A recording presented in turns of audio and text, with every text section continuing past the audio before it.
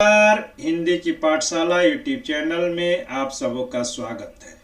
अब हम लोग रीति काल के रीति सिद्ध कवि बिहारी लाल द्वारा रचित बिहारी सतसई का 27वां दोहा पढ़ेंगे, उसका अर्थ और उसकी व्याख्या जानेंगे। दोहा है, बेधक अनियारे नयन बेधत करी न निषेध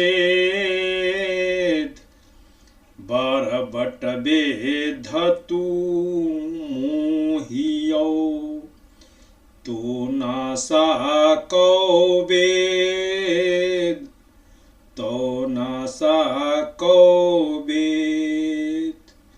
इसमें कठिन शब्द बेधक का मतलब जो है बेधने वाले, घायल करने वाले। अनियारे का मतलब जो है तिरछे, तीखे, नुकीले। नयन का मतलब जो है आंखें। बेधत का मतलब जो है बेधना, छेदना। करिन निषेध, करिन माने करो, निषेध का मतलब जो है काम करने से मत रोको, रुकना।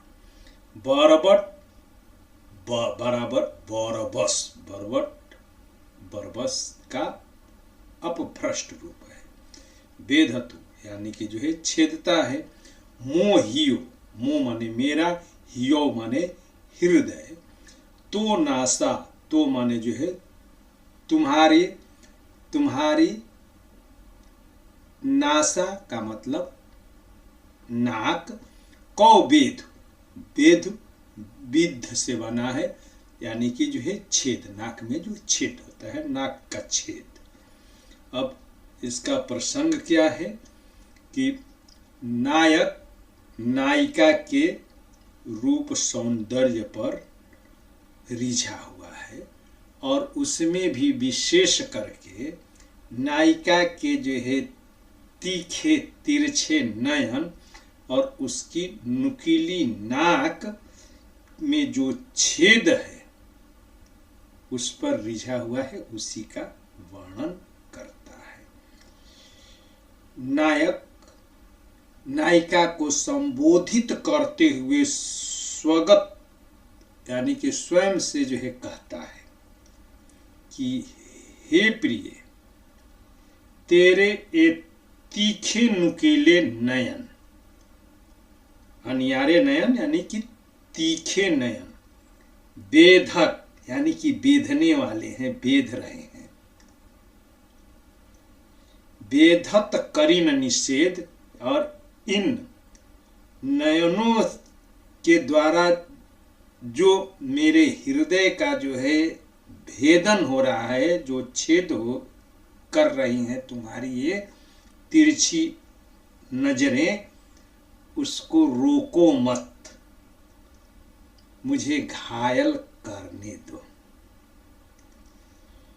और ये तो तुम्हारे जो है तिरछे नुकीले नयन मेरे हृदय को तो बेध ही रहे हैं, तुम्हारी ये नाक में जो छेद है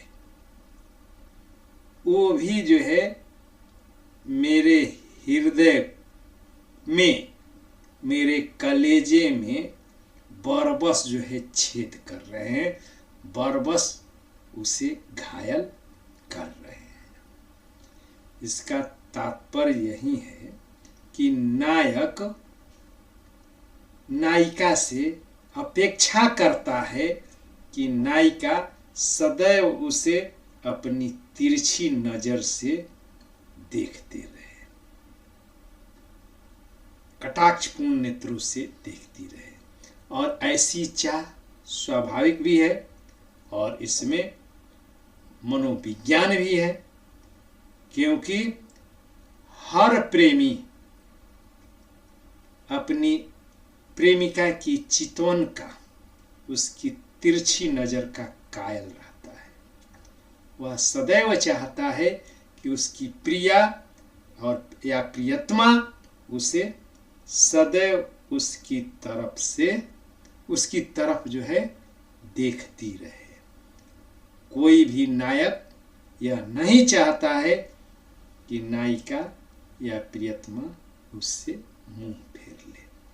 अब इसमें विशेष क्या है, तो नायिका इसमें स्वकीय भी हो सकती है, परकीय भी हो सकती है।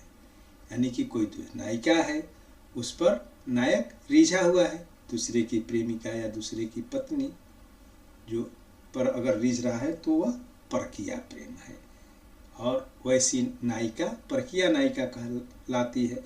और जो अपनी प्रेमिका हो या पत्नी हो वह स्वकीय है। तो और इसमें जो है अलंकार क्या है, तो वेधतु और वेद, वेद और वेद में यमक अलंकार है। एक का मतलब जो है वेद घायल करना, और वेधतु, वेद का मतलब जो है छेद, विध से जो है छेद, वेधक और वेद। और इसमें बरबट वेधतु, ब और ब की आवृत्ति होने के कारण इसमें छे का अनुप्रास अलंकार है।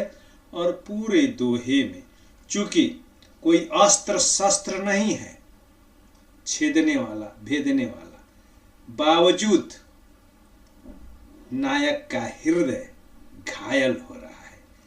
और जब ऐसी स्थिति होती है कि बिना कारण के ही कार्य हो जाता है तो उसे विभावना अलंकार कहते हैं। तो इसमें विभावना अलंकार है। अब भाषा तो जो है परिनिष्ठित ब्रज भाषा है। भाषा लालित्यपूर्ण है, माधुर्य गुण से युक्त है, आलंकारिक भाषा है और अर्थ गांभीर्य से युक्त भाषा है।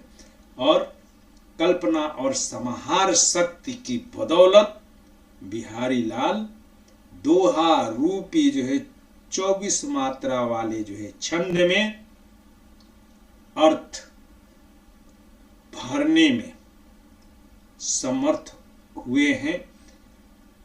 इसीलिए उनके दोहों के संदर्भ में कहा जाता है कि बिहारी ने गागर में सागर भर दिया है। और उनके दोहे भाव की तीव्रता के लिए विख्यात है। और इसीलिए उनके दोहों की जो है तुलना नाविक के तीर से की जाती है।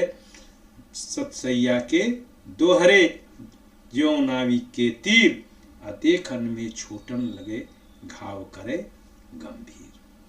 बहुत बहुत धन्यवाद। इसको लाइक शेयर और सब्सक्राइब कीजिएगा और बार बार देखिएगा।